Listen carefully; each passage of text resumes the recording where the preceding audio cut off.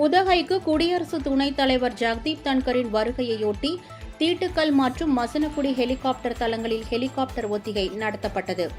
நீலகிரி மாவட்டம் உதகை அரசு தாவரவியல் பூங்கா அருகே அமைந்துள்ள ஆளுநர் மாளிகையில் வரும் 25 மற்றும் 26 ஆகிய தேதிகளில் தமிழக ஆளுநர் RN ரவி தலைமையில் மத்திய மாநில தனியார் பல்கலைக்கழக துணைவேந்தர்களின் மாநாடு நடைபெறவுள்ளது. இதையொட்டி தமிழக ஆளுநர் RN ரவி நாளை உதகை வருகிறார். இம்மாநாட்டில் முதன்மை விருந்தினராக கலந்து கொள்ளும் இந்திய குடியரசு துணைத் தலைவர் ஜெகதீப் தன்கர் 25ஆம் தேதி உதகைக்கு வருகிறார். கோவை சூலூர் ராணுவ விமான தளத்திற்கு வருகை புரியும் அவர் அங்கிருந்து ஹெலிகாப்டர் மூலம் உதகை தீட்டுக்கல் பகுதிக்கு வந்து அங்கிருந்து சாலை மார்க்கமாக உதகை ஆளுநர் மாளிகைக்கு செல்கிறார்.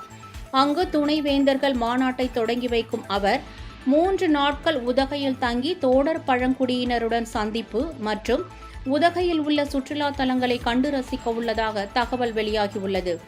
இந்திய குடியரசு துணைத் தலைவர் ஹெலிகாப்டர் மூலம் உதகைக்கு வருகை புரிவதை முன்னிட்டு அப்பகுதி முழுவதும் காவல்துறையினர் கட்டுப்பாட்டில் கொண்டுவரப்பட உள்ளது.